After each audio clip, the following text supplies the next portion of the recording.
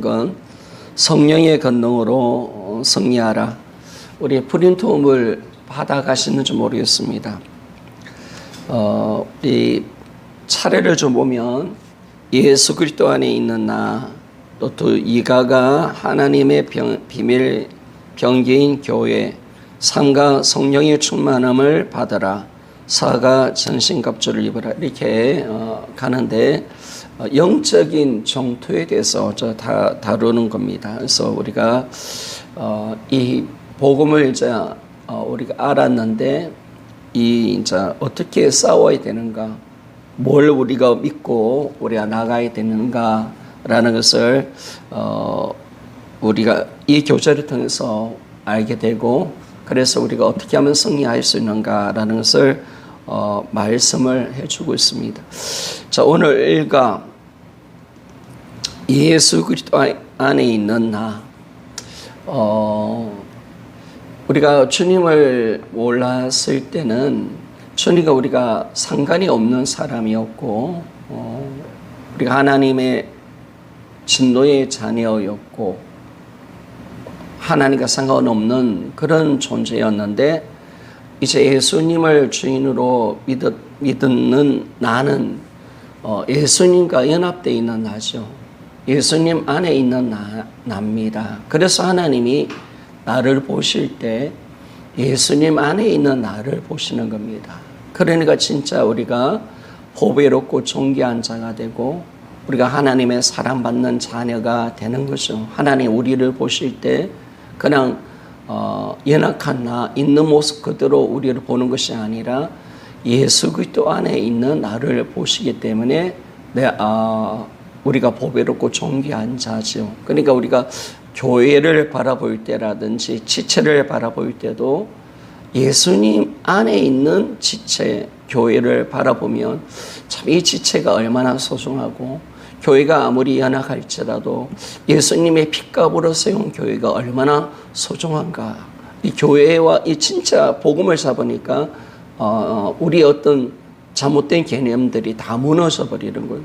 지금까지 우리 애가 가졌던 이 개념의 모든 중심은 뭐냐면 세상의 가치관이었거든요. 인간적인 눈이었고, 내가 나를 보고 있고 세상의 가치관으로 우리를 보는 거죠. 그러니까 우리가 초라하다, 못났다, 정죄, 비판, 우리 교회는 왜 이렇게 약해, 이런 식으로 교회를 함부로 판단하고 비판하는 그런 모습들이 이제 있는데, 그런데 복음은 뭐냐면 모든 것을 예수님 안으로 넣습니다.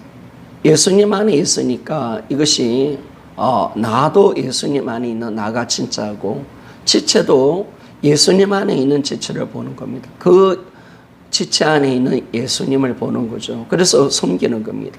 그 지체를 섬기는 것이 바로 예수님을 섬기는 것과 동일한 겁니다. 그 지체를 아프게 하는 것은 바로 예수님을 아프게 하는 거죠.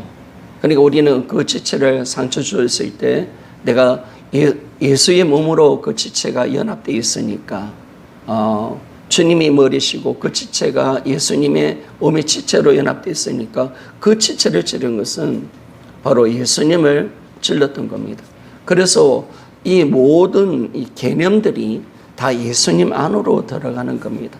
그러니까 우리가 이제 주님 안에 있는 나를 바라보게 되고 주님 안에 있는 우리 공동체를 바라보니까 바른 신앙을 가지게 되는 겁니다. 근데 이 개념들이 정확하지 않으니까, 예수님 안이라는 이 부분들이 약하니까 세상 가치관, 세상 기준, 내가 느낌 감정으로 모든 걸 판단했던 이 제약들, 참 이게 큰 죄죠, 여러분. 우리 연약한 자들을 함부로 판단하고. 근데 로마서 14장에 보니까 너희들이 남의 하인을 너희들이 종인 주제, 하인 주제, 주인이 그 연약한 자를 받아들였는데 너가 정죄하느냐, 내가 받아들였는데 정죄하냐, 이렇게 비판하느냐, 그렇게 우리를 책망하고 있잖아요.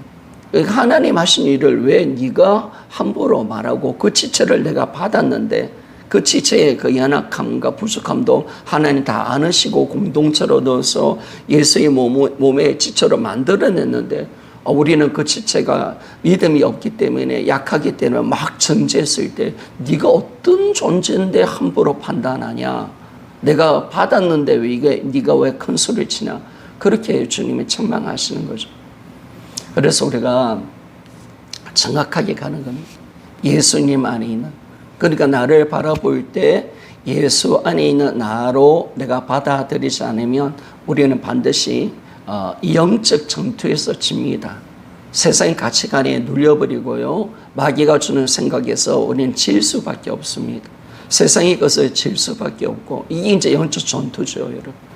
이 마귀가 그렇게 우리를 속이는 거, 우리를 초라하게, 우리를 정말 이렇게 세상의 어떤 가치관으로 우리를 눌려버리기 때문에 우리가 세상의 그 삶 속에서 복음을 놓치게 되어지고 세상의 것을 또 지려고 하는 그런 욕심으로 들어가는 겁니다.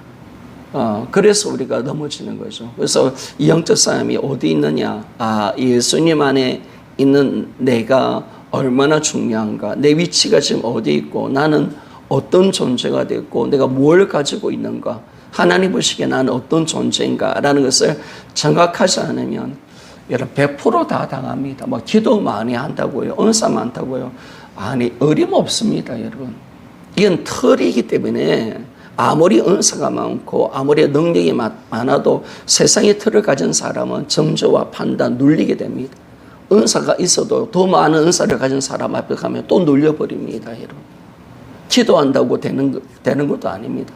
근데 이 복음이란 것이 우리의 모든 생각과 관점을 하나님 쪽으로 바꿔놓는 거죠. 그러니까 이것이 너무너무 중요하다는, 이 차원이 안 되면 절대로 우리는 영적 싸움에서 승리할 수가 없고요. 세상에 오는 이 마귀의 어떤 공격, 이걸 절대로 이겨낼 수 없습니다. 흑암의 권세 가운데 나와서 하나님의 아들의 나라로 우리가 옮겨지지 않으면요.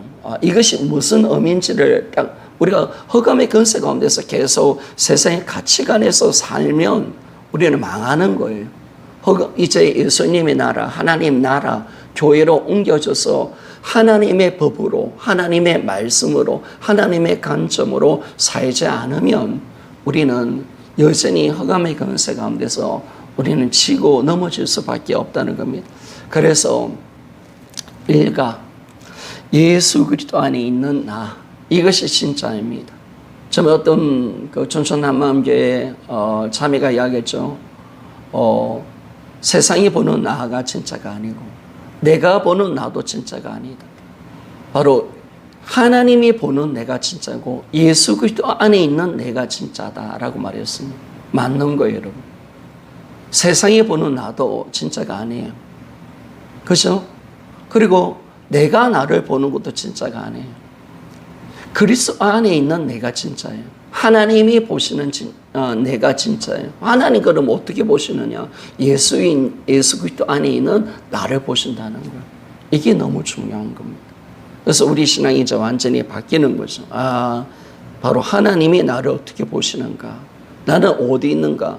예수 그리스도 안에 있구나라는 것을 우리는 정확하게 알지 못하면 우리는 지게 되었습니다.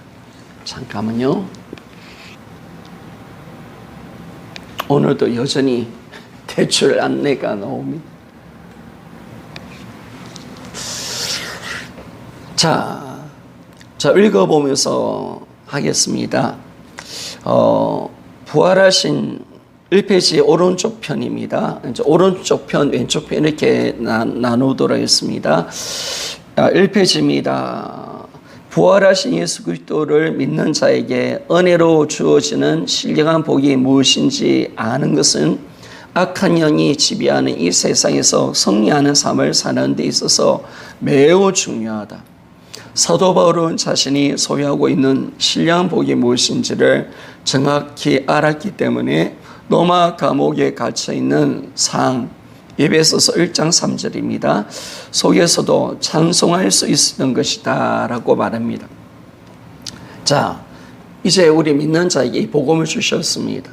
이 복음을 주셔서 우리가 어떤 신령한 복을 받았고 내가 어떤 존재로 살아가는가, 이걸 정확하게 알아야 분명한 나의 정체성, 하나님께서 주신 이 복음의 능력을 정확하게 알아야 세상 것에 눌리지 않는 거예요. 세상을 담대하게 믿음으로 살아갈 수가 있는 거죠. 우리 교회 성도들도 보면 복음이 활짝 열리고 하나님의 말씀을 진짜 믿는 믿음으로 들어가고요. 내가 이 존귀한 자고 보배로운 존재라는 사실을 믿는 사람은요, 세상 것에 눌리지 않습니다. 복음을 마음껏 누리며 살아가는 그런 은혜의 삶을 사는데요. 그런데 복음이 가려지니까 어떤 일들이 일어나냐면 하나님의 복음의 그 능력을 모르는 거예요. 믿지 않으니까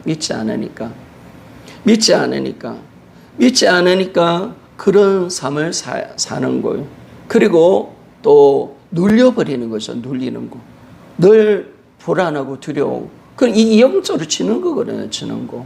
그러니까 우리가 이 복음을 우리가 아는 것도 중요하지만은 복음이 가려지면 안 되는 겁니다. 복음의 그 영광과 그 능력을 우리가 날마다 알고 우리가 이 복음의 은혜 속에 사는 것, 이것이 이 어두운 세상 속에서 내가 주님 붙들고 믿음으로 승리할 수 있는 비결임을 우리에게 말씀해 줍니다. 그래서 내가 이 신령 복을 알지 못하면 악한 영이 지배하는 이 세상 가운데서 승리할 수가 없습니다. 지는 판으로 들어가는 거죠. 마귀는 복음을 없앨 수는 없잖아요. 왜? 복음이라는 것은 전능자 하나님이 사람으로 이 땅에 오셔서 예수 그리스도가 되시고, 그리고 그분이 십자가 죽으시고 부활하셔서 하늘나라 오신 거, 올라가신 거, 이 복음이잖아요. 역사에 일어난 사실이기 때문에 이걸 감출 수가 없는 거, 이놈들이 지을 수가 없죠. 왜?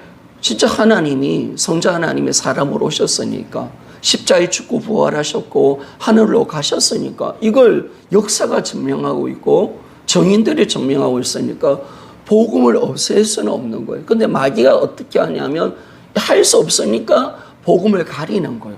복음의 그 영광과 은혜의 그 찬란한 하나님의 그 말씀의 강철을, 예수 그리스도의 영광의 복음의 강철을 가리는 거예요. 그 부분이 어디에 나와 있냐면 고린도후서 4장 3절과 4절 말씀이죠.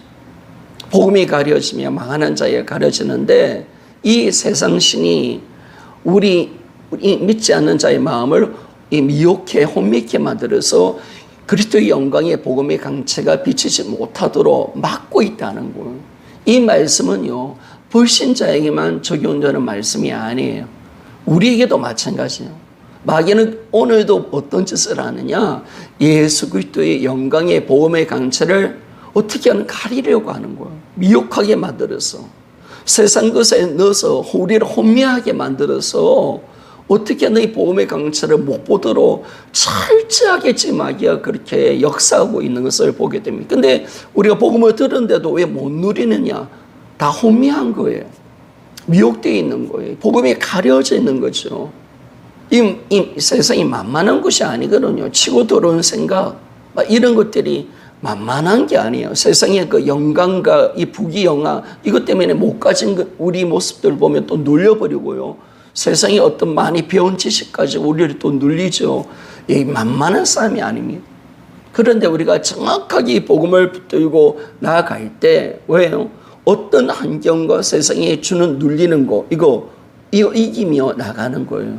주님이 이 땅에 오신 이유가 누가복음 4장에 보니까 눌린 자를 자유케 하고, 포로된 자를 자유케 하고, 눈먼 자를 보게 하고, 눌린 자를 자유케 하기 위해서 오셨다라고 말씀하는 거예요.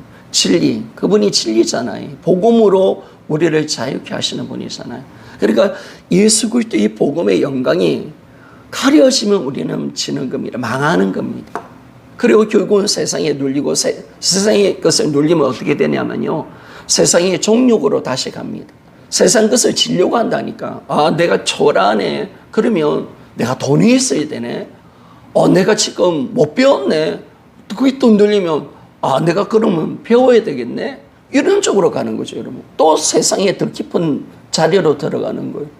그러니까 우리가 안 되는 것이, 그러니까 예수를 믿는다 하지만은 다 안에 들어가 보면 세상의 가치관, 세상의 판단으로 눌리고 힘들어하고 그죠? 상처받고, 세상의 소리에 그냥 힘들어하고, 그리고 자기 자신에 대해서 초라하게 생각하고, 그렇게 살아가는 거예요, 그렇게. 멜라와 교회 오면 위로받고, 초라한 자신의 죄졌던 죄를 십자가 가운데 회개하고, 그러면서 내가 그래도 천국 가니까 그런 위로로 살아가는 그리스도인들이 얼마나 거의 대부분이죠, 여러분. 거의 대부분. 다 눌려 있는 거예요, 여러분. 다 눌려. 심지어 교회까지라도 세상의 가치관이 돌아서 또 세상에 어떤 많이 배운 성도들이 못 배운 사람을 눌려버리고 가진 자 때문에 못 가진 성도들이 초라하게 느껴지고 이 교회까지라도 그런 강력한 영향력이 지금 마귀가 행사하고 있다는 사실을 여러분 아십니까? 지금 교회가 누가 주인입니까, 여러분? 사실 딱 들어가 보면 돈이 주인 아닙니까, 여러분? 그런 어떤 모습들이 지금 얼마나 많이 일어나고 있습니까? 이게 한국교회가 왜 이렇게 됐느냐, 그러니까 복음이 정확하지 않으니까 이 마귀 역사입니다, 마귀. 그런 사람이 어떻게 주님의 복음의 영광을 누리며 살아갈 수가 있고 그런 생각 속에 있는 사람이 마귀와 싸운다, 죄와 싸운다, 여러분 절대로 일어날 수 없어. 못합니다. 늘 지고 늘 실패하고 늘 좌절하는 거죠. 그러니까 우리가 이 부분들이 확실해지는 겁니다. 그런데 사도 바울을 보세요. 사도 바울이 정확하게 복이 뭔지를 아니까 로마의 감옥에 갇혀 있다고 지금 이 에베소 3장 1절에 말씀하고 있잖아요. 근데 그 속에서도 여전히 바울은 하나님께 찬양 드리며 영광 돌리며 왜 눌리지 않느냐? 왜 감옥에서 쇠사슬에 매어서 살고 있지만은 왜 그가 하나님을 찬양하고 그 속에서 진짜 자유를 누리며 살아가고 있는가? 우리는 보통 그렇게 생각하면 야, 성령 충만 안 받아서 그렇다. 성령 충만. 우리는 삐딱하면 다 모든 성령 충만 받아야 된다. 더 기도 많이 해서 그 해야 된다. 걸로 간 거예요. 그런데 이거는 이렇게 가면 죽는 거예요, 여러분. 이렇게 가면. 그렇게 하면 안 돼요. 그럼 우리가 기도를 얼마나 많이 해야 됩니까, 여러분? 그게 아니잖아요. 딱 보니까 이 성령 충만의 문제가 아니라 이거는 복음의 문제예요, 여러분. 내 생각의 틀이 잘못되어 있는 거예요. 내가 세상의 어떤 가치관이 지금 놀아놀고 있죠, 여러분. 바보처럼. 정말 바보처럼 어리석게 지금 눌려 있는 거예요, 그냥. 마귀한테 속아서 세상의 가치관에. 그러니까 너무 안타까운 성도들이 많은 거죠. 그러니까 우리가 이 복음의 은혜를 정확하게 아는 겁니다. 내가 받은 이 신령한 복음의 그 영광과 강체를 날마다 내가 소유하고 그 예수 그리스도 그분과 인격적인 만남과 교제를 통해서 그 은혜와 그분 안에 모든 것이 있으니까 그 보배이신 그분을 내가 안고 내가 그분을 가졌으니까 그 예수 그리스도를 만날 때마다 그 천국의 영광, 영생의 영광, 그 신령한 모든 복의 은혜를 날마다 누리며 살아가야 이 땅을 어둠 속에 있는 이 땅에서도 믿음으로 넉넉하게 이기고 복음의 은혜를 마음껏 누리며 우리는 주님 믿음의 그 경주를 할 수가 있고 저 영원한 것을 위해서 살 수 있는 그런 은혜가 있는데 이게 가려지니까 아무것도 안 되는 거예요. 내가 초라하고 눌리는데 무슨 신앙생활이 되어지고 죄에서 이긴다, 주님을 위해서 산다, 그렇게 될 수가 없는 거예요, 여러분. 그리고 내가 저 표들에서 달려간다. 안 돼요. 아무리 그리스도인들이 표들에서 달려가자, 저 영원한 것을 상급해서 달려가자. 성도들에게 그렇게 외쳐도 성도들의 반응은 뭐예요? 그래도 목사님 나 힘들어요. 내 눌려요. 나에게는 물질이 필요해요, 목사님. 나는 지금 지쳐 있어요. 나에게 위로해 주세요. 생각 자체가 그렇게 돼 있다니까, 여러분. 그들은 영원한 것을 안 봐요. 볼 수가 없어요, 여러분. 그 영광이 가려져 있으니까. 그 천국의 은혜가 천국의 그 영광, 내가 들어갈 그 영광을 오늘 내가 보면서 산다면, 여러분, 이 땅은 넉넉하게 이기며 나아갑니다. 그것이 복음의 그 영광 아닙니까? 복음 안에 있는 그 하나님의 영광이 가려지니까, 예수 그리스도 안에 영광이 가려지니까, 천국의 그 찬란한 그 영광이 가려져 버리는 거예요. 그러니까 뭐 예수 믿고 천국 간데도 소망이 별로 없는 거야. 그냥 내가 지옥 안 가고 싶어서 억지로 믿는 신앙, 그 정도 신앙으로 가는 거. 그러니까 그들의 그쪽으로 가니까 이제 신앙의 어떤 중심이 어디로 가냐면 이제 복음 받고 주와 지체를 살고 교회를 살고 주님의 나라를 살고 주님과 교제하고 이 땅에 천국을 누리는 그런 신앙이 아니라 건건히 천국 가는 신앙, 구원받는데 모든 걸 거는 신앙에 그것은 진짜 초보잖아요, 여러분. 구원은 신앙의 시작이잖아요. 예수 믿고 난데 이제 시작하는 거잖아요. 그런데 그들은 여전히 구원의 자리만, 구원 얻는 것 그 하나만 만족하는 거예요. 자, 그러니까 이 얼마나 초라한 겁니까? 가려져서 그런 겁니다. 우리 성도들 중에서도 그런 성도들이 있어. 가까이 천국 가는 그 하나 때문에. 그러니까 그 사람은 뭘 가장 믿음의 성경에 놓은 인물 중에 가장 부러워하는 것이 뭐냐면 예수님과 함께 한 강도 있잖아요. 십자가 박힌 사람. 그래서 주님을 만나가지고 낙원에 들어간 사람 있잖아요. 그 사람이 가장 좋아하는 사람, 그 사람이. 그러니까 그 인물을 가장 부러워합니다. 야, 시큰 세상 가운데 살다가 그래도 주님 딱 믿어가지고 그 순간 딱 예수 믿고 천국 간 거. 항상 그 사람을 이야기합니다. 여러분, 우리 신앙이 그렇게 됩니다. 참, 그러니까 정말 이렇게 이 복음의 은혜를 함께 누리는 사람과 우리 성도 중에서 누리는 분들과 못 누리는 분들을 보면 너무 하늘과 땅 차이입니다. 하늘과 땅 차이. 그러니까 이것이 이 복음이 가려져서 그렇습니다. 그런데 만만치는 않죠, 여러분. 이 땅에 어둠이니까요. 세상이 치고 들어오는 이 막강한 세상이 주는 이 가치관, 이 세상이 주는 이 기준, 그죠? 이것이 정말 막강합니다. 세상의 그 영광, 그 가진 자의 그 부귀영화, 그 앞에 우리가 권력, 명예, 그 앞에 얼마나 많은 사람들이 무릎 꿇습니까? 만만한 삶은 아니죠. 그런데 우리가 정확하게 이 복음을 갖고 달려가야 합니다.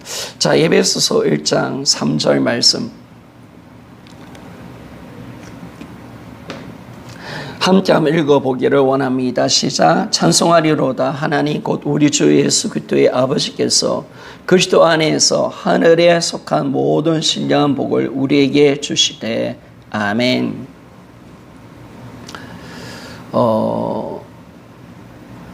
바울이 찬송하잖아요. 그러면서 어떤 것을 찬송하느냐? 하나님 곧 예수 그리스도의 아버지께서 그리스도 안에서 우리에게 주신 하늘의 신령한 모든 복을 우리에게 주셨기 때문에 하나님을 찬양한다, 찬송한다라고 말씀을 합니다. 그러니까 복음을 진정한 은혜를 아는 자가 예배자가 되고요. 그리고 하나님의 그 위대하심과 구원의 능력, 복음의 그 영광을, 그리스도 안에 그 복음에 있는 신령한 모든 복음의 그 영광을 우리가 받은 자에게 하나님을 찬양할 수가 있는 겁니다. 참 이 구원의 은혜, 복음의 그 영광, 하나님께서 예수 그리스도 안에 있는 이 신령한 복, 이걸 우리가 다 주시는데 복음으로 이걸 우리가 알 때 하나님을 진짜 찬양하는 것이 진짜 찬양입니다. 하나님은 그걸 주시고 난데 하나님을 예배하라, 찬양하라 라고 말씀을 하고 있는 거죠. 자, 밑에 부분 두 번째 단락으로 넘어가겠습니다. 여기서 사도 바울이 말하는 신령한 복은 이 세상에 속한 것을 말하는 것이 아니라 하늘에 속한 것을 말하는 것이다. 죄에 대하여 이 세상의 관점과 하나님의 관점이 다른 것처럼 복의 개념 또한 그러하다. 따라서 신령한 복에 대한 관점도 이 세상의 관점이 아니라 하나님의 관점에서 바라보아야 한다. 이 세상에서 말하는 복은 물질, 인간관계, 명예 등과 같이 소유나 환경에서 오는 것이지만 신령한 복은 하나님께로부터 오는 것이며 이 세상의 복은 썩어질 것이지만 하늘에 속한 신령한 복은 영원한 것이다 라고 말합니다. 그러니까 하나님의 관점과 세상의 관점이 다르잖아요, 여러분. 그러니까 이 부활이라는 것은 뭐냐면 하나님의 모든 말씀, 세상의 가치관이 무너지고 하나님의 관점으로, 하나님의 말씀대로 성경의 가치관으로 우리를 바꿔버리는 거죠. 그래서 죄에 대한 개념도 좀 우리가 부활로 말미암아 달라지는 거죠. 죄라는 것은 일반적인 윤리적인 죄가 아니라 바로 하나님을 믿지 않는 죄, 예수 그리스도를 주인으로 믿지 않는 죄, 이 죄가 얼마나 악랄한 죄인가라는 것을 우리가 다루었잖아요. 그런 것처럼 복의 개념도 마찬가지입니다. 이 복의 개념을 구약은 좀 세상적인 복의 개념을 좀 이야기하는 것도 있어요. 뭐 잘 먹고 잘 살고 장수의 그런 의미도 이야기하지만 신약에 와서는요, 이게 완전히 다릅니다. 진짜 복은 뭐냐? 바로 예수 그리스도 안에 있는 신령한 복을 우리에게 말씀해 주는 거죠. 그래서 우리가 이 복이라는 것이 물질, 뭐 세상의 어떤 인간관계, 명예, 소유 환경에서 오는 이는 것이라고 생각하지만은, 그러나 성경에서 말하는, 신약에서 말하는 이 복음 안에서 말하는 복은 그런 복이 아니라 이제 하나님께로 예수 그리스도를 통해서 오는 하나님의 그 신령함이 바로 우리의 복이다라고 말씀합니다. 그런데 이 세상의 복은 썩어질 것이잖아요. 그런데 하늘에서 속한 이 신령한 복은 영원한 것이다. 그러니까 하나님이 부활을 통해서 이제 영원한 것을 만들어내셨거든요. 하나님이 썩지 않고 쇠하지 않고 부패하지 않은 이 소망, 그 영광, 이 기업을 우리에게 주려고 하는 거예요. 우리에게. 그러니까 제가 보니까 하나님의 뜻은 우리가 새롭게 회복하는 건데, 근데 회복 정도가 아니죠, 여러분. 제가 봤을 때는 이 부활을 딱 잡아보니까, 우리는 구원이 회복이다. 하나님 형상을 회복하고 아담의 상태로, 죄 짓지 않은 아담의 상태로 돌아가는 것이고, 그리고 우리가 이 세상에 하나님 통치가 있는, 예전에 죄가 없는 그 세상으로, 하나님 창조했던 그 세상으로 돌아가는 것이다 라고, 그렇게 우리가 신학자들이 많이 이야기합니다. 하나님 뜻이 그거다 라고 하는데, 제가 봤을 때는 그거 이상입니다. 그 정도가 아닙니다. 왜? 부활이 있기 때문에 그렇습니다. 부활은 아담으로 회복할 정도가 아니죠, 여러분. 이제 예수 그리스도와 연합되게 만드셔서 영원한 것을 열어버리신 겁니다. 영원한 복을 만들어내신 거죠, 여러분. 회복 정도가 아니, 이 땅은 다 없어질 거예요, 여러분. 다 사라질 거예요. 육의 것은 없어지는 거죠, 여러분. 그런데 부활이 딱 되어지니까 이 모든 것이 이제 영원한 세계로 연결되어지는, 영원한 것을 열기 위한 새로운 창조죠, 창조. 부활을 통해서 하나님이 우리를 새로운 창조를 만들어내신 겁니다. 그래서 우리는 새로운 피조물이고, 영원히 사는 예수 그리스도와 영원히 사는 새로운 피조물, 천국에서 영원히 사는 새로운 피조물이고요. 또 하나님이 영원한 세계를 만드셨죠. 영원한 몸을 만드셨고요. 영원한 가족을 만드셨고요. 영원한 생명을 만드셨고, 영원한 거처, 천국을 만들어내신 거예요. 여러분, 구약 선도들이, 그리고 우리가 죽어서 가는 천국은 지금 낙원이잖아요. 우리 영혼이들은. 근데 하나님이 부활을 통해서 뭘 만드셨어요? 재림을 통해서 오는, 우리가 보통 계시록에 나오는 그 천국은요, 예수님 재림을 통해서, 뭐 우리 계시록 20장에 나오는 천국 있죠. 그거는 예수님 재림을 통해서 우리가 이 땅 가운데 하늘에서 이 땅에 우리 이 땅으로 내려오는 천국이잖아요.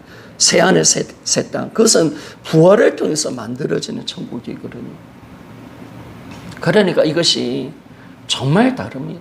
하나님이 어떤 복을 우리에게 주기를 원하시는가? 정말 영원한 것, 완전한 것, 부패하지 않고 쇠하지 않은 그 영광스러운 하나님의 복, 하나님의 모든 것을 우리에게 다 주시는 거예요, 여러분. 하나님, 예수 그리스도 안에. 그래서 우리가 복의 개념이 달라져야 됩니다. 복이 이 땅의 것이 아닙니다.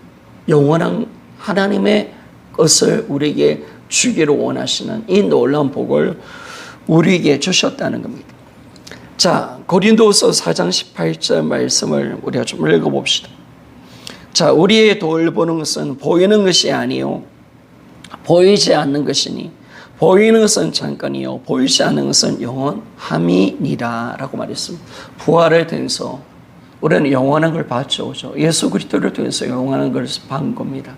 그러니까 제가 이런 말을 좀 했던 것 같은데 천국을 어떻게 보느냐, 천국을 어떻게 봐요, 여러분? 천국을 보는 것은요,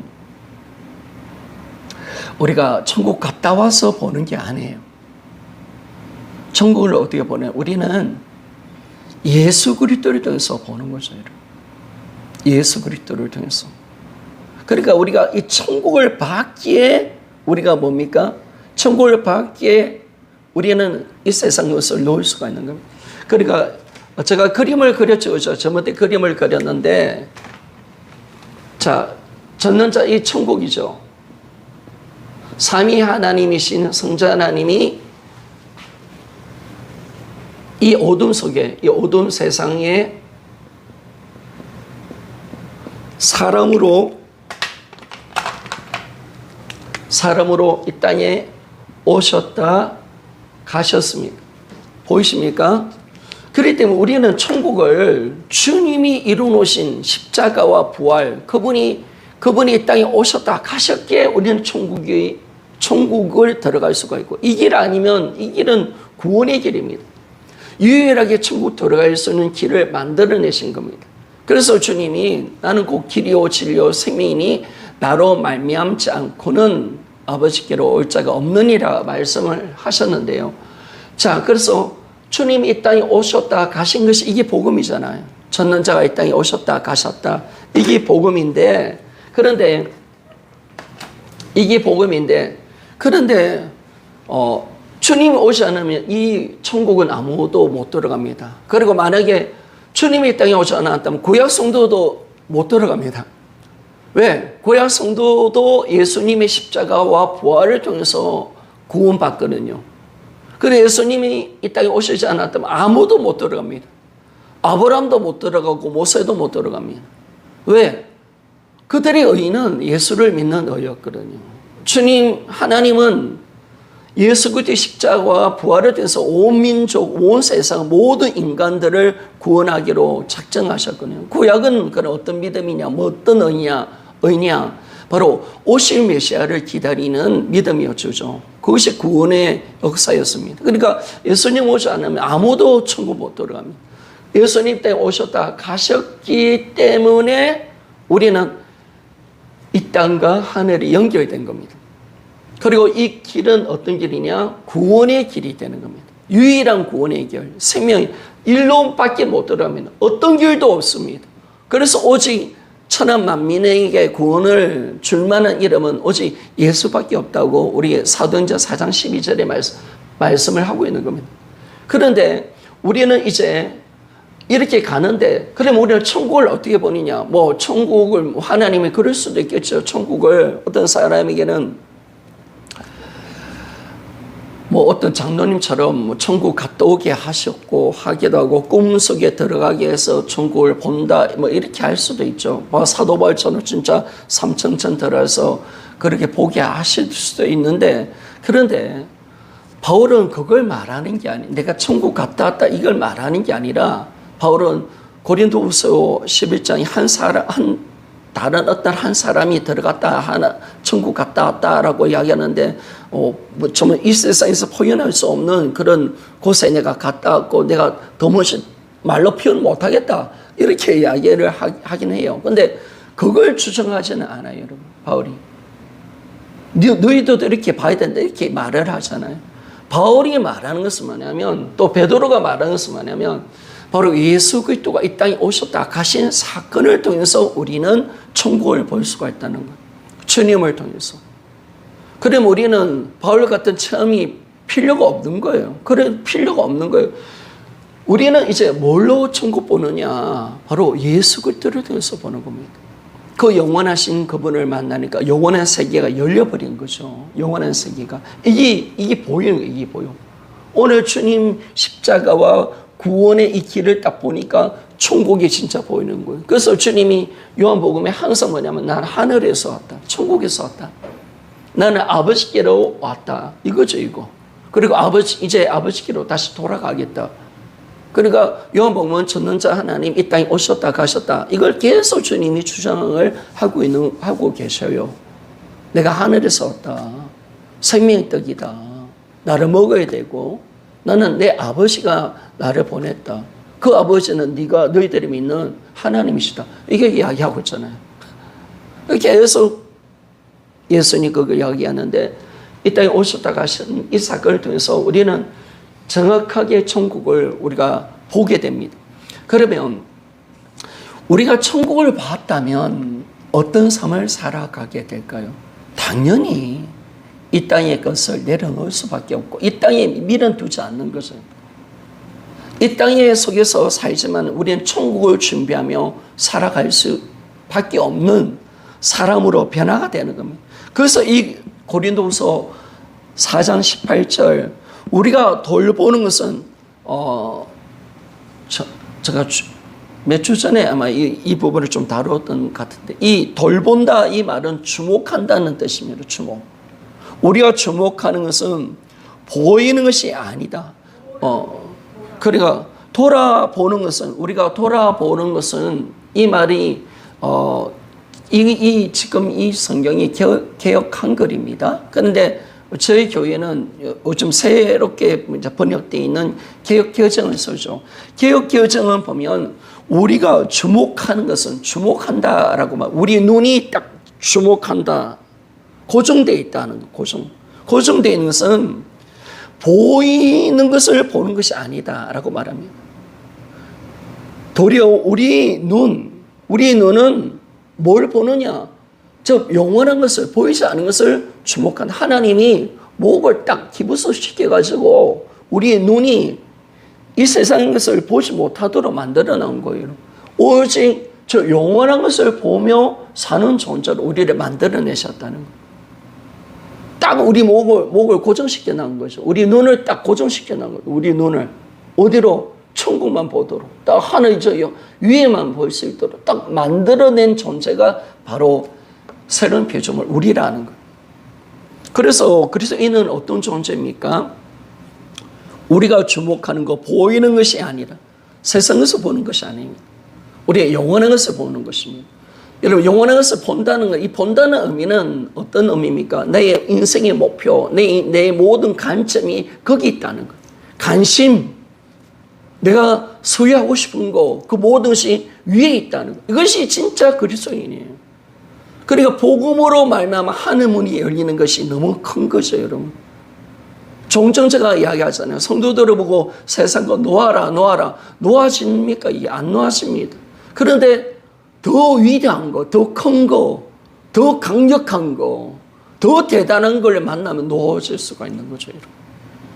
아이들에게 여러분 만약에 과자 같은 게 있는데 과자 사탕 하나 손을 쥐고 좀 놔달라 하니까 그거 좀 나한테 달라 하면 줍니까? 안 주죠. 그런데 뭐예요? 그 사탕보다 더 비싼 아주 좋은 과자를 딱 주면요. 아이들이 어떻게 해요? 사탕은 먹으라 하면서 그 더 좋은 과자를 주잖아요, 여러분. 그런 거예요, 그런 거. 우리가 진짜 영원한 것을 봤고요. 진짜 가치를 아는 거죠. 생명을 만나니까. 진짜 저 영원한 복을 내가 소유하니까 세상 것이 놓아지는 겁니다. 그래서 이제는 이 땅이 끝에 매이지 않고 우리는 믿음으로 살아갈 수 있는 존재가 되었다는 것을 알게 되었습니다. 자, 세 번째 단락으로 넘어가겠습니다. 하나님께서는 우리가 예수 그리스도를 믿을 때 하늘에 속한 모든 신령한 복들을 이미 받았다고 말씀하신다. 이 사실을 알고 누리는 사람은 소요나 환경에 상관없이 기뻐할 수 있으며 이 세상에 썩어질 것을 위해서 살지 않고 영원한 것을 위하여서 살게 되는 것이다. 야, 이 부분이요. 정확해야 되는 거예요. 우리가 예수님을 믿을 때 이 하늘에 속한 모든 신령한 복을 이미 받았다라고 말합니다. 그러니까 하나님 입장에서는 공평하신 겁니다, 여러분. 하나님은 누구를 더 사랑하고 누구를 더 사랑하지 않고 그거 아니신 거죠, 여러분. 예수 안에 있는 신령한 복은 동일한 겁니다. 하나님께서 주시는 그 신령한 모든 복은 정말 엄청난 겁니다. 그런데 이것을 예수 믿을 때 우리는 다 받은 자입니다. 이제 예수 믿고 난 뒤에 이제 하나씩 받는 자가 아니죠. 받는 자가 아니라 이미 하나님께서 예수를 믿는 그리스도인들 새로운 피조물 주님의 자녀들에게 이미 다 주셨다라고 말씀해요. 다 주신 겁니다, 여러분. 다 주신 거. 다 이뤄놓으신 겁니다. 이뤄놓으신 하나님의 예수 그리스도의 모든 복을 우리에게 주셨다라고 그렇게 말씀을 하고 계시는 겁니다. 이미 다 받은 자입니다. 다 가진 자죠. 그런데 이 사실을 진짜 알고 누리면요, 서요나 환경에서 상관없이 우리는 기뻐할 수가 있는 거죠. 그러니까 진짜 복음을 잡은 자는요, 항상 기쁨입니다. 그러니까 이 복음을 진짜 받은 자, 우리가 누리고 사는 자는 어떤 환경 속에서도 기뻐할 수 있습니다.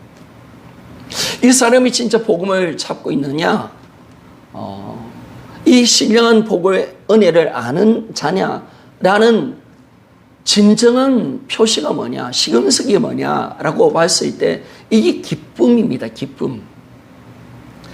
그래서 우리는 항상 기뻐하라라고 주님이 말씀하고 계시는 거죠, 여러분. 우리가 갖고 있으니까 받았으니까 기뻐하는 겁니다. 이 교회는 복음이 선포되는 교회는 또 우리가 복음을 가진 우리는 항상 기뻐하는 겁니다. 기쁨의 축제가 되어지고 감격스러운 그 은혜가 있는 거죠. 왜냐하면 이 복음의 영광이 드러나니까. 그래서 이걸 우리가 알고 누리는 사람은 항상 어떤 환경과 소유에 상관없이 우리는 기뻐하며 살아갈 수가 있습니다. 그래서 바울이 그 감옥에서도, 빌립보 감옥에서도, 로마 감옥에서도 뭐냐면 기뻐하는 겁니다. 찬송하는 겁니다. 하나님께 영광 돌리고 살아가는 겁니다. 그래, 안 믿으니까 그런 거예요, 여러분. 결국은 이제 보니까 이게 제가 이렇게 성도들, 변화되지 않은 성도, 변화되는 성도는 많지만은 어떤 작은 숫자들은 또 변화가 아직까지 자기 것을 붙드는 성도들이 있어요. 변화되지 않은 성도들의 모습들을 바라보고 여전히 눌려있는 성도들을 보면 뭐가 문제냐? 믿지 않는 거, 복음이 가려져 있는 거, 이거죠, 여러분. 이 마귀가 참 가립니다. 우리도 보면 복음의 은혜를 지금 목사님들은 그러실 거예요. 복음을 막 알아가니까 너무 흥분되고 막 이런데 이것이 또 좀 1년 지나가면 또 약해져요. 근데 약해지면 또 복음의 은혜가 별로 크기를 못 느껴요. 그러면 또 우리가 뭐냐면 이 환경에 또 지배를 받는 거죠. 환경에 놀리게 되는 거죠. 그렇게 우리가 삶을 살게 되는데, 그런데 우리가 진짜 이 복음의 은혜를 가득 채우고 하나님의 말씀의 은혜 속에 살고 날마다 예수 그리스도의 신령한 그 은혜 속에 살고 그분과 교제하면서 선명하게 예수 그리스도를 우리가 붙들고 복음을 선명하게 잡으면 이 복음을 마음껏 누리며 살아갈 수가 있게 되는 것입니다. 그러니까 매일매일 우리가 싸우는 거죠. 이 땅은 매일매일 우리가 만나를 먹어야 되고요. 주님을 봐야 됩니다. 그분이 날마다 오늘도 선명하게 보여야 합니다. 왜? 복음이 그분 안에 있으니까. 그분이 보이면 다 보이는 겁니다. 그래서 매일매일 우리는 그런 영적인 싸움을 할 수밖에 없고 내 생각과 마음을 주님께 초점 맞추며 살아가야 이 복음의 은혜를 마음껏 누리며 살아가게 되었습니다. 그래서 우리는 환경과 모든 것을 초월하여서 항상 기뻐할 수가 있고 이 세상에 썩어질 것을 위해서 살지 않고 영원한 것을 위해서 살 수 있는 존재. 이게 되는 겁니다. 근데 야, 제가 목회를 해보니까 이게 치열한 싸움입니다. 만만한 게 아닙니다. 성도들의 생각과 이걸 바꾸려고 하는 데 있어서, 성도 한 명 한 명을 만지는 데 있어서 여전히 가지고 있는 세상의 기준, 판단, 물질, 가난, 인생의 문제, 질병, 또 우리 교회는 보니까 열나신 분들이 좀 있고 몸이 안 좋으신 분들이 좀 있으니까 질병 때문에 이게 또 복음을 놓치네. 이거 치고 들어온 생각, 여기에 자꾸 마음과 생각을 빼앗아가는 거예요. 그래서 진짜 이 교제가 안 되고요. 지금 우리 교회 가장 안타까운 게 뭐냐면 이 교제가 지금 잘 안 되거든요. 이 지금 오후 예배가 지금 됐을 때는 같이 나누고 교제가 되고 뭐 이럴 때는 이 풍성한 은혜가 있었는데 지금은 뭐 코로나 때문에 제대로 할 수가 없잖아요, 여러분. 그런 것들이 이렇게 잘 안 되어지니까 이게 약한 거 이게. 그러니까 여러분들이 교제를 나눠야 되고요. 교제인거리 있어야 되고 항상 우리 생각과 마음이 말과 모든 생각들이 어디가 있어야 되냐? 복음으로 가 있어야 이 복음을 누리며 살아갈 수가 있습니다. 한 번 주일날 와서 복음 듣는다. 그 정도는 안 되는 것 같아요. 매일매일 그래 간정도 적게 만들고 교제권도 있어야 되고 그 생각과 말씀이 항상 우리 가운데 있을 때 우리는 이 세상 이기며 살아가는 거예요. 그런데 이 복음을 잡아보니까요, 기존 교회는 복음도 잘 모르잖아요.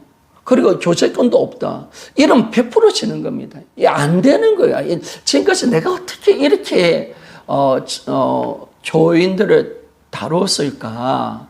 교인들에게 오는 이 세상의 어둠이 얼마나 강력한데, 얼마나 대단한데, 한 번 주일 예배 드리고, 이거는 안 되더라고, 이거는. 이 관점이 주님께로 오게 하지 못하면, 결국은 이 복음도 누리지 못하기 때문에, 복음을 들었지만은, 내 삶과 모든 것을 세상을 향하여 나갈 수밖에 없고, 세상에 눌리며 살아가고요. 그렇게 살게 되어져 있더라고요. 이것이 얼마나 치열한 싸움인가 요즘 우리 성도들을 만져보면서 참 많이 느낍니다. 어디가 부족한가? 어디로 가야 되는가? 이게 많이 느껴지는 거죠. 근데 주일에 와서 오전 예배만 드리고 예배 안 드는 사람은 끝난 거고요. 오전 예배만 드려도 안 돼요, 여러분. 이 오전 예배 드려서 교전거리 있어야 되고 계속 말씀에 목사와 같이 관계를 가지면서 이 관계가 안 되어지면요. 그들은 그 한 번 들은 말씀 가지고 이 땅을 승리하며 살아갈 수가 없어요. 마귀는 그걸 가립니다. 어느새 머리로만 알지만은 믿지는 않는 그 자리에 속에 있어서 여전히 눌리고 여전히 아파하고 여전히 세상의 관점으로 살아가고 천국 들어간다 해도 소망이 없어요. 세상 것을 지어요. 잡으려요. 그들의 말과 행동을 보면 다 세상의 마음 뺏기고 있는 것을 알 수가 있잖아요. 우리가 그런 존재가 아닌 하나님 우리를 영원한 것을 위해서 살 수 있는 존재로 만들어내셨고 주님이 내 안에 계셔서 주님과 연합시켜 놨는데 이 엄청난 하나님의 크신 은혜와 축복을요. 이 마귀가 가져가는 거죠. 그러니까 참 이 싸움이 만만해서 성도들 보고 제가 닥달을 합니다. 닥달하면 간증 적어라. 왜? 그들의 생각이 지금 주님께로 맞춰져야 되는데 안 가고 있잖아요. 질병에 가고 있고 가난에 가고 있고 물질에 가고 있고 자식 새끼에 가고 이러면 안 돼. 그러니까 천천만마음기가 뭐냐면 매일 새벽 기도하고 그렇죠? 요즘은 설교는 안 하지만은 새벽 기도를 시키고 간증 적어라, 목숨 던져라, 교제권 만들어서 하는 이유가 바로 그거예요. 그래도 어느 춘천한 마음 교회도 그래도 보니까 어떤 사람들은 또 밀려가더라고요. 그러니까 이게 얼마나 치열한 싸움인가. 그리고 요즘 세대가 너무 미디어가 발전되다 보니까 우리의 생각과 마음을 빼앗아가는 것이 너무 많잖아요. 그러니까 이 싸움이 만만한 싸움은 아니다라는 것을 알게 되었습니다. 그런데 우리는 분명히 알 수 있는 것은 뭡니까? 우리가 이 사실을 알고 이미 받았다. 복음의 그 은혜 속에서 이미 하늘의 모든 신령한 복을 우리가 받았기 때문에 뭐냐면 우리는 기뻐할 수가 있고 이제 영원한 것 속에서 사는 존재, 이걸 우리가 살아갈 수 있다는 사실을 알게 되었습니다. 자, 그렇다면 우리가 소유한 신령한 복은 어떤 것인가? 이걸 우리가 아는 거죠. 이제 우리가 어떤 신령한 복을 받았는가? 자, 2페이지로 좀 넘어가겠습니다. 2페이지 좀 넘어가겠습니다.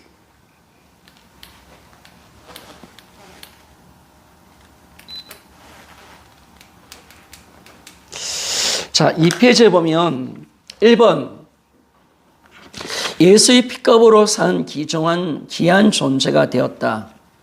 자, 우리 존재가 어떤 존재가 되었는가라는 것을 정확하게 보여주고 있습니다. 자, 읽겠습니다. 우리를 구속하기 위해서 예수 그리스도께서 당신의 피를 값으로 지불하셨다. 따라서 우리는 전능하신 하나님이신 예수 그리스도의 피값, 즉 예수 그리스도의 생명만큼 귀한 존재가 되었다라고 말을 합니다. 에베소서 1장 7절에 보니까 우리가 그리스도 안에서 그 은혜의 풍성함을 따라 그의 피로 말미암아 구속 곧 제사함을 받았으니라고 말합니다. 참 우리가 얼마나 소중하고 귀한 존재입니까? 우리가 어떤 존재로 하나님 만들어내셨습니까? 예수의 피값으로 산 귀한 존재. 바로 이 존재가 바로 우리다라고 말씀을 합니다. 그래서 예수 그리스도의 생명만큼 귀한 존재. 야, 여러분 하나님이 우리를 보실 때 예수 그리스도의 생명만큼 귀한 존재. 아들을 죽이도록 우리를 사랑한 존재였습니다. 이 존재가 바로 우리라는 사실을 알면 참 나에 대한 정체성, 내가 얼마나 귀한 존재인가라는 것을 정확하게 알고 우리가 믿고 살아가는 겁니다. 죄송합니다.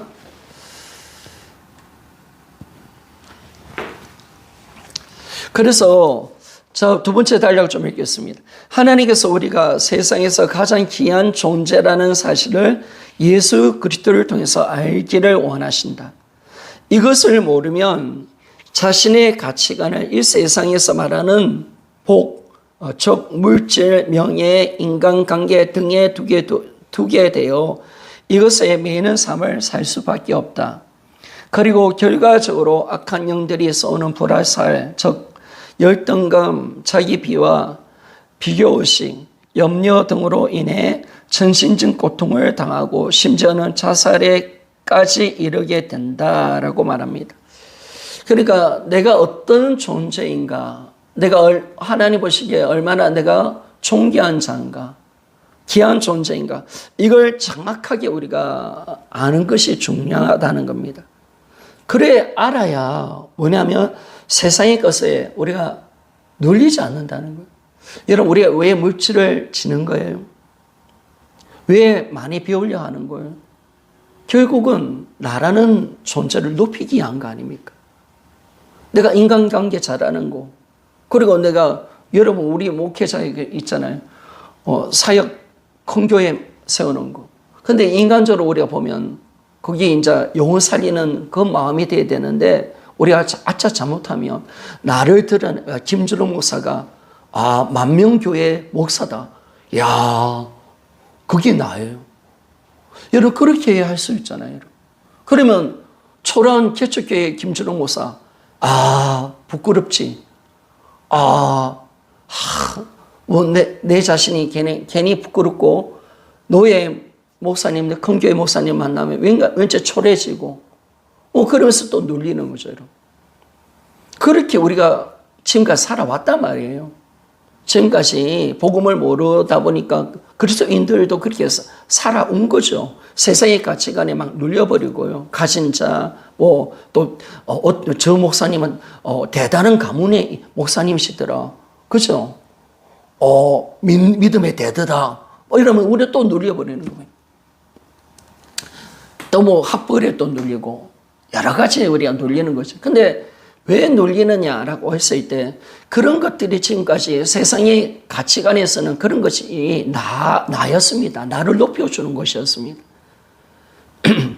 그러니까 우리는 이 내가 누군지, 내가 얼마나 존귀한 자고 얼마나 귀한 존재라는 사실이 그리스도 안에 있는 내가 어떤 존재인지를 정확하게 알아야 내가 이 세상의 것을 눌리지 않습니다. 그리고 그것을 잡으려고 하지 않는다니까요, 여러분. 그리고 결국 마귀가 뭘 하는 거예요? 불화살을 쏘는 거죠. 그거에 대해서 뭐냐면 열등감, 자기 비하, 비호시, 염려, 자기 연민, 여기에 빠져서 평생을 낭비하게 만들어가는 것입니다. 평생의 세상의 가치관에 눌리게 만들어서 그렇게 살도록 지금까지 우리를 조정하고 그렇게 만들어낸 놈이 이 세상의 어둠이잖아요. 마귀 새끼잖아요. 그러니까 이 복음을 딱 잡았던 우리 성도들이 하는 이야기가 뭐냐면 지금까지 속았다는 거예요. 내가 이렇게 살았던 내 모습이 너무나도 안타까웠다는, 내가 그런 존재가 아니었다라고 하면서 이 열등감을 벗어버리더라고요. 당당해지더라고요. 당당. 자신감을 가지고요. 이제 자기가 사랑받는 존재라고 인정하더라고요. 사랑을 주면 사랑을 받지 못하는, 부담스러워하는 그런 존재였는데 이제는 정말 마음의 문을 열고 자신을 인정하고 하나님의 마음으로 자신을 사랑하고 이제 연민에 빠지지 않고 매일 연민에 빠져서 우울증 걸리고 열등감, 죽고 싶다. 여러분 그렇게 우리가 지금까지 마귀가 치고 돌아왔잖아요. 세상 사람 다 그렇게 지금 살고 있잖아요. 복음을 모르는 그리스도인들 다 그렇게 살고 있잖아요. 그러니까 참 이것이 복음이 주는 이 하나님의 은혜가 얼마나 크다는 사실을 정확하게 아는 거죠. 그래서 수많은 사람들이 정신적인 고통을 당하고 심지어 자살까지 하는 사람들도 얼마나 많습니까? 근데 하나님을 딱 만나니까 소중하고 진짜 보배로운 존재, 내가 어떤 존재인가를 정말 우리가 아는 거죠. 아는 거죠. 그러니까 우리가 이 땅을 승리하며 살아가는 겁니다. 마귀가 그거 가지고 우리를 잡은 거예요. 이 어두운 세상이 그런 곳입니다. 그리고 어두운 세상이 얼마나 무섭다는 거 여러분 아십니까? 어둠이. 이 캄캄한 마귀가 지금 인간을 얼마나 가지고 놀고 자기 손아귀에 놀면서 얼마나 고통을 주고 눌리게 만들고 상처받게 만들고 죽이고 있는지 여러분 이 어둠을 보면 진짜 무서운 곳이구나. 이 마귀가 하는 짓을 보면 이빨이 갈리지 않습니까? 그런데 이 복음을 우리가 갖고 있으니까 그 영혼을 살려낼 수가 있는 거죠. 하나님이 당신을 사랑한다고. 당신은 그런 존재가 아니라고. 예수 믿으면 당신은 정말 주님의 자녀가 되고 존귀한 자라고. 존귀한 자라고. 지금 마귀한테 속아서 그러는데 당신은 그런 존재가 아니라고 우리가 복음 전할 수가 있는 거죠. 그래서 이 영적 싸움, 내가 내 존재가 높아지면 높아질수록 세상의 어떤 것으로 높아지면 교만하고 남을 비하시키고요. 꺾지만은 그리스도 안에서 내가 내 자존감이 높아지면요. 정말 나는 사랑하는 사람이 되고요. 더 아름다운 모습으로 내가 달라지는 거죠. 또한 뿐만 아니라 나만 높아지는 게 아니죠. 복음은 함께 높아지는 거잖아요. 그 지체도 소중하잖아요. 그 지체.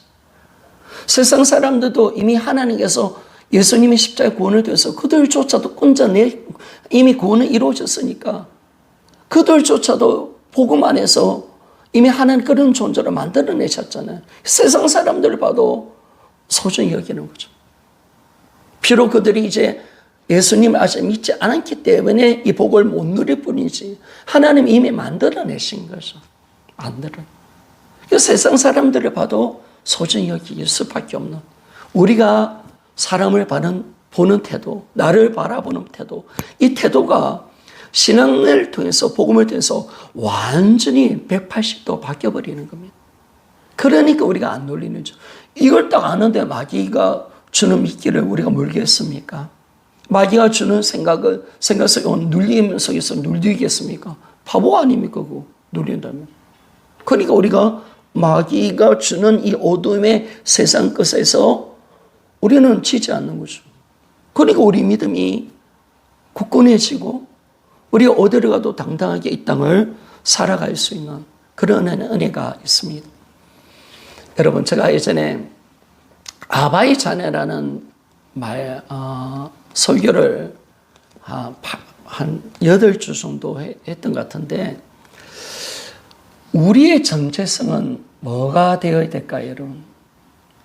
우리의 정체성 단 한 가지입니다. 하나님의 사랑받는 자녀. 그것밖에 없습니다. 우리의 정체성이요, 그걸로만 존재해야 합니다. 나는 하나님의 구원받은 하나님의 자녀, 사랑받는 하나님의 아바의 자녀. 이것만이 우리의 정체성이 되어야 합니다. 그래야 진짜 우리가 주님의 그 복을 누리며 살아갈 수 있습니다. 사역요. 사역 지다가 여러분 우리 교회 목사님도 정구희 목사님도 그러셨고 많은 분들이 그렇잖아요. 사역의 정체성이었습니다. 사역이 딱 내려오시니까요, 다 끝나버리는 거예요, 여러분. 여러분, 사역이 정체성일 수 없습니다. 목회가 내 정체성일 수 없습니다. 어떤 것도 내 정체성일 수 없습니다. 오직 나의 정체성은 예수 안에 있는 나, 예수의 피값으로 산 존재, 바로 하나님의 사랑받는 아들, 자녀, 딸, 이것만이 나의 정체성이 되어야 됩니다. 그래서 저 성도들 보고 그렇게 이야기하면 이것만이 되어야 된다. 다른 어떤 것도 들어오면 안 된다. 내가 물질이기 때문에 내가 높아져. 그거 안 돼. 아니다. 어떤 것도 사역, 내 어떤 하는 일, 그것이 우리 정체성일 수 없다. 오직 우리는 우리 존재의 진정한 정체성은 바로 예수 그리스도 안에 있는 나, 이것만이 되어야 돼. 이게 딱 되어지면요, 목사님들 사역 70년 우리 청신이 대학 우리 합동측도 70살이거든요. 목사가 정체성일 수 없습니다. 여러분. 진짜 정체성은요, 그것까지도 내려놓을 수 있어야 됩니다. 그래, 목사가 정체성이면요, 내가 목사를 그만두고 이제 사역자가 없으면 무너져 버리는 거예요, 여러분. 목사가 내 정체성은 아닙니다, 여러분. 진짜 내 정체성은요, 예수 안에 있는 나입니다. 하나님 구원받은 자녀의 납니다. 그것밖에 없습니다. 그러니까 사역을 그만둬도 우리는요, 거뜬한 거죠, 여러분. 주님의 자녀로 살아가는 거니까. 근데 그게 안 되는 목사님들은요, 사역 그만두면 진짜 죽고 싶대요. 진짜 모든 것이 다 끝났다라고 느끼신대요. 왜 그러냐? 사역이 그렇습니다. 아니죠, 여러분. 우리의 정체성은 예수 안에 있는 나, 바로 예수 그리스도가 나의 정체성입니다. 그분이죠, 여러분. 그래서 이걸 딱 두지 않으면요, 바르게 가지 않으면 우리가 나중에 돈이 나의 정체성이고, 부자가, 내가 명예, 국회의원, 교수, 이것이 내 정체성이면 그것 딱 내가 빼앗기면요, 나는 다 무너져 버립니다. 그게 아니죠, 여러분. 하나님은 나의 존재를 어떻게 만들어내셨느냐? 바로 사랑받는 하나님의 자녀, 예수의 피값으로 산 정말 소중한 존재, 거기에 나의 정체성입니다. 이걸 안다는 것이 얼마나 큰 것인지 아십니까? 정확하게 이걸 알며 우리는 살아가야 우리는 세상을 넉넉하게 이기며 살아가는 것입니다. 세 번째 단락 좀 봅시다.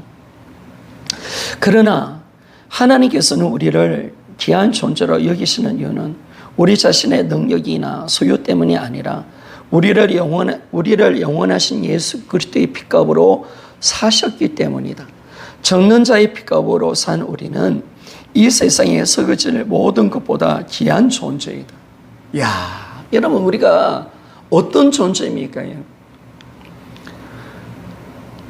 정말 적는 자가 피값으로 산 우리, 이 세상 썩어질 것보다 더 소중한 존재입니다. 마태복음 16장 26절을 우리 봅시다. 사람이 만일 온 천하를 얻고도 제 목숨을 잃으면 무엇이 유익하리요? 사람이 무엇을 주고 제 목숨을 바꾸겠느냐라고 말하죠. 주님이 우리의 영혼의 상태, 우리가 어떤 존재냐, 온 세상 천하보다 더 귀한 존재다라고 말합니다. 나 한 사람이 하나님 보시기에는 이 우주보다 더 귀한 존재라는 거예요. 이 만물보다 더 귀한 존재. 야, 여러분, 우리는요, 뭐 사람들이 돈 때문에, 돈 얼마 때문에 죽이기도 하고, 그래서 사람들을 함부로 밟고 막 무시하고. 그런데 하나님이 인간의 가치를 둘 때, 나에 대한 가치를 둘 때 어떤 존재냐, 예수 그리스도 안에 있는 나의 가치를 둘 때 온 천하를 제 목숨으로 바꾸겠느냐라고 말하잖아요. 이 말씀은 뭐냐면요, 하나님의 관점, 우리의 그 영혼의 상태가 얼마나 소중하냐, 온 천하와 바꿀 수 없다는 거예요. 바꿀 수 없다는 거예요. 천하보다 귀한 존재가 나라는 거예요. 이걸 내가 진짜 믿고요. 또 우리 지체가 천하보다 귀한 존재다라고 했을 때, 여러분, 돈으로 그 지체를 바꾸겠습니까? 판단하겠습니까? 사역으로 그 지체를 판단하겠습니까? 그러니까 상처 주는 것이 얼마나 무서운 죄인지, 그 지체에게 상처 주고 아픔을 주는 것이 얼마나 큰 죄라는 사실을 우리가 정확하게 아는 거죠. 그래서 정말 우리가 천하보다 귀한 존재, 분명하게 주님의 관점으로 나를 봐야 됩니다. 아니, 목사님, 내가 그렇게 중요한 존재입니까? 아니, 내 꼬라지 보니까 참 별볼로 없는 존재예요. 그거는요, 복음이 아닙니다.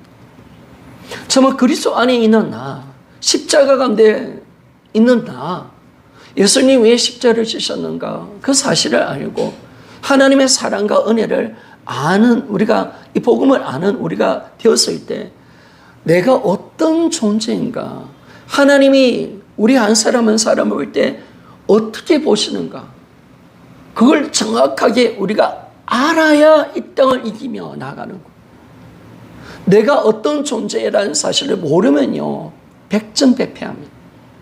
어둠에서 눌릴 수밖에 없습니다. 이 복음이 정확해서 예수의 핏값으로 산 하나님의 소중한 존재, 아들의 생명보다 더 귀한 존재로 우리를 사랑하셨다. 아들을 죽였잖아요. 우리는 살려냈잖아요. 그 존재가 바로 우리다라는 것을 정확하게 아는 거죠, 여러분. 그러니까 진짜 신바람을 하는 겁니다. 야, 내가 이런 존재구나. 밑에 부분이 있겠습니다. 이것을 정확하게 알 때 우리는 이 세상의 모든 것을 소유한다 할지라도 만족할 수 없고 오직 예수 그리스도만 만족하는 삶을 살 수 있게 되어진다라고 말씀합니다. 이 사실을 정확하게 알 때 우리가 예수 안에 있는 나거든요. 그러면 이제는 뭐냐면 예수 그리스도 안에서 만족할 수 있습니다. 정말 그분으로 나는 만족하고 그분으로 나는 감사하고 나를 더 이상 꾸며낼 필요가 없습니다. 성도들 중에서 그런 사람들이 있죠. 자기의 자존심, 자존감이 약하니까 막 자기를 숨기려고 하고 막 자기를 드러내려고 하잖아요. 근데 이제 간증을 적으라니까 이제 자꾸 외식적인 간증을 적는 거예요.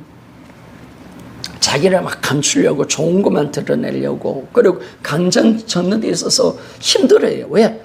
야, 이 간증을 적을 때 목사님이 어떻게 보실까? 성도들이 나를 어떻게 볼까?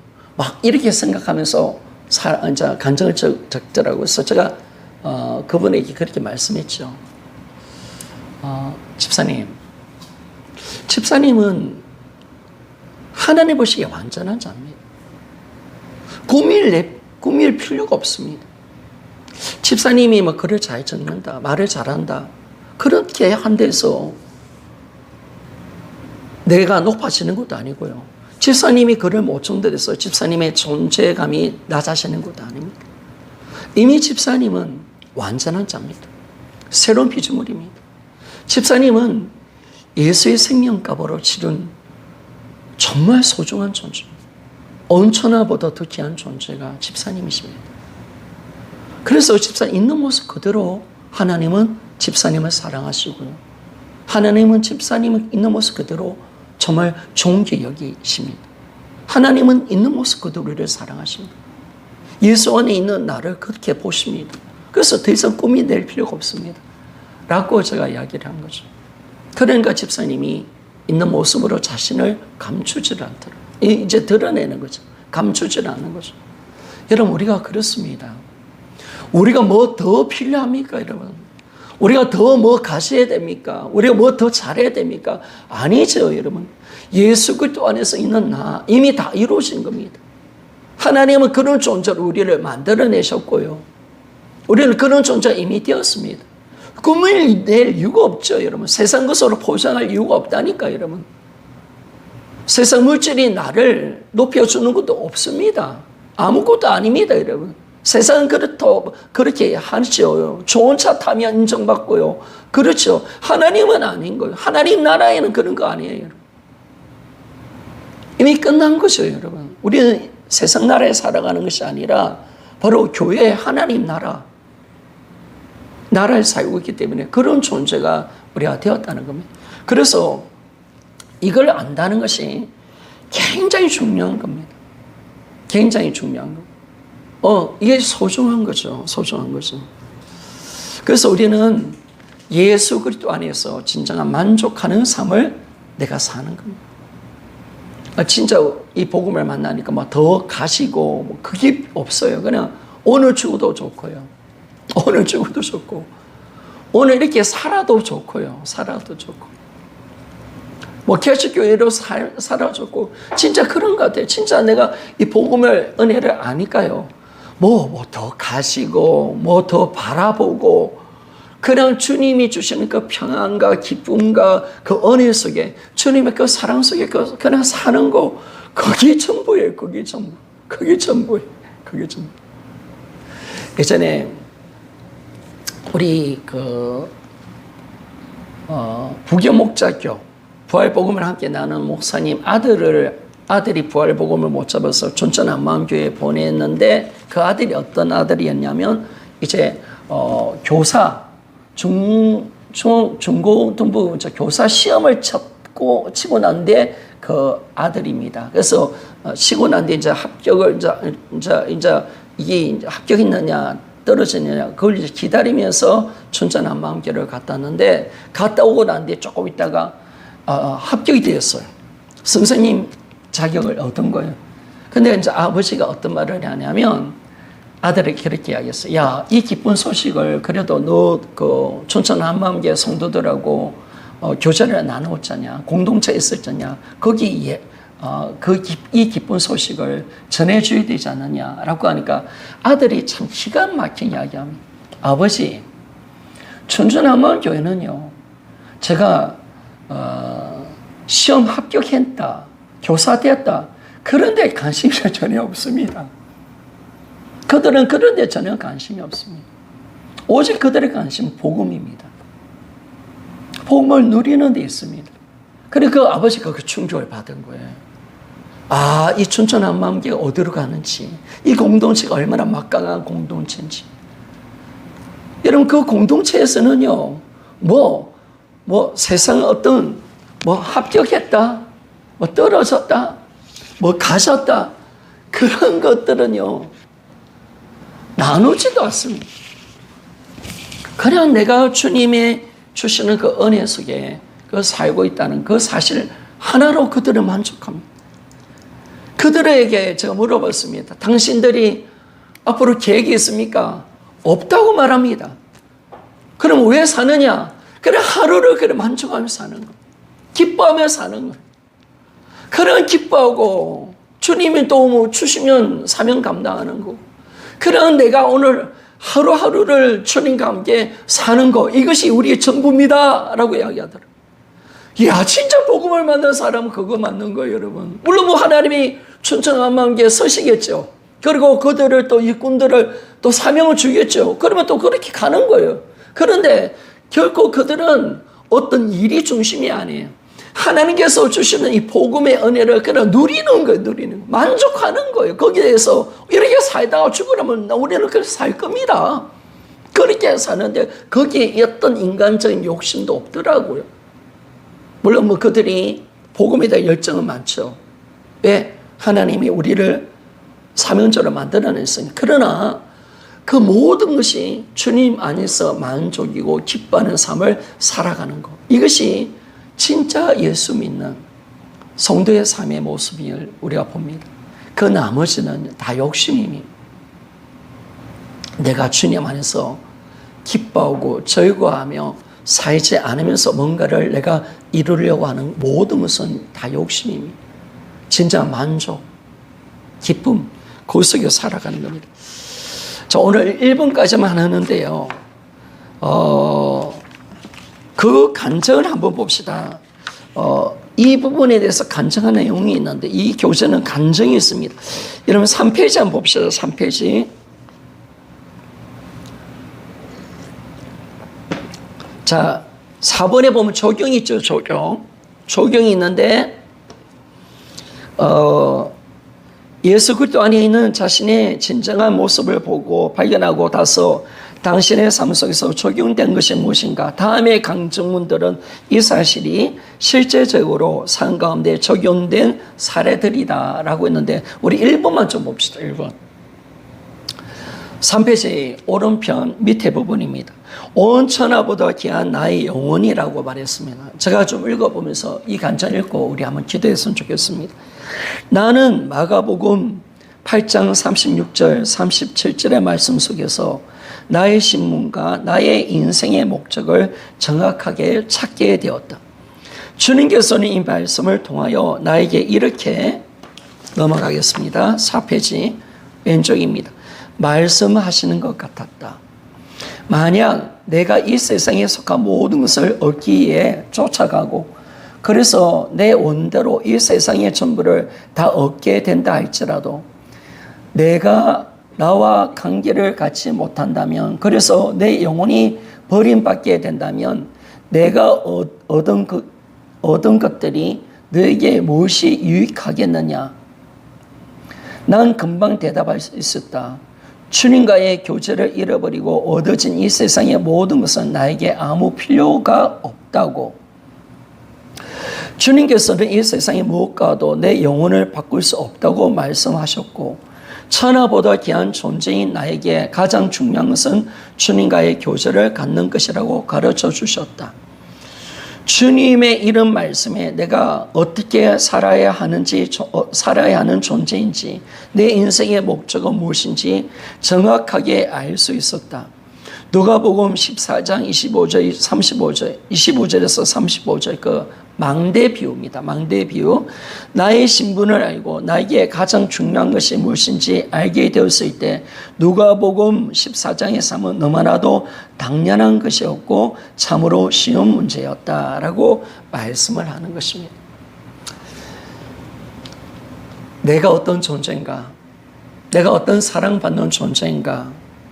하나님께서 나를 천하보다 더 귀하기 때문에 이 세상 어떤 것도 바꿀 수 없는 귀한 존재라는 사실, 이걸 우리가 정확하게 가르쳐 주셨습니다. 그러면 내가 어떻게 살아가야 되는, 이것이 결정난다는 겁니다. 이미 우리는 계산이 된 사람이죠.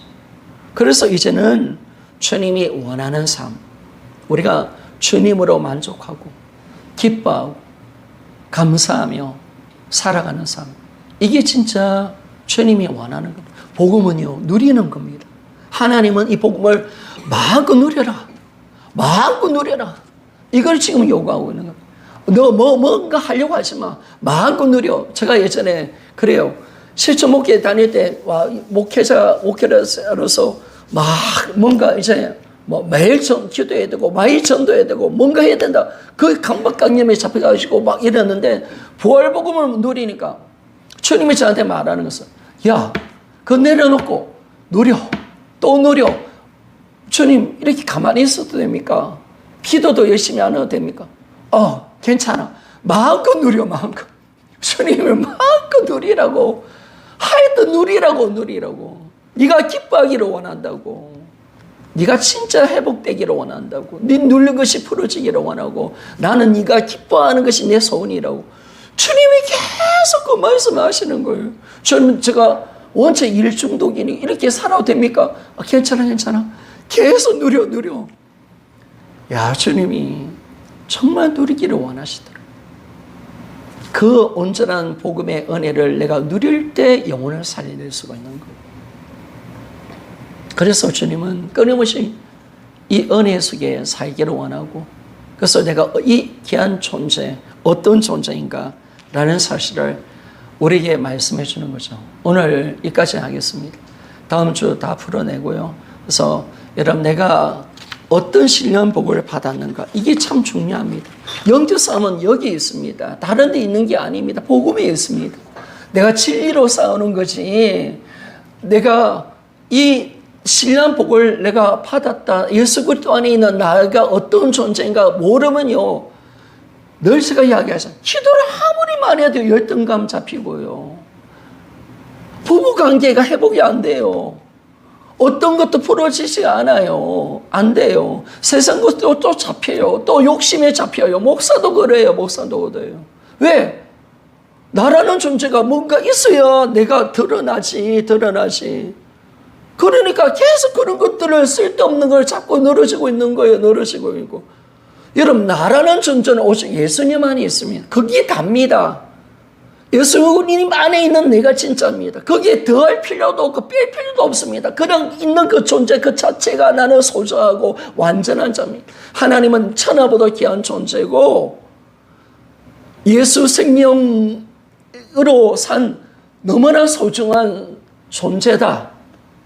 너는 나의 사랑하는 자녀다. 나는 너의 있는 모습 그대로 내가 너를 사랑한다. 이게 확정되어져야 세상 것에 눌리지 않는 겁니다. 세상 것에. 그래서 우리가 이 놀라운 나의 존재, 그것을 내가 알고 이제 영적 신앙생활에 승리하며 살아갈 수 있는 우리 모두가 되기를 원합니다. 이제 마귀가 주었던 거 우리가 내려놓고 열등감, 제가 복음을 전하면서 비로소 열등감에서 이길 수가 있었습니다. 교회 규모 때문에 눌렸던 저 마음이 풀어지게 되었습니다. 이제는 눌리지는 않습니다.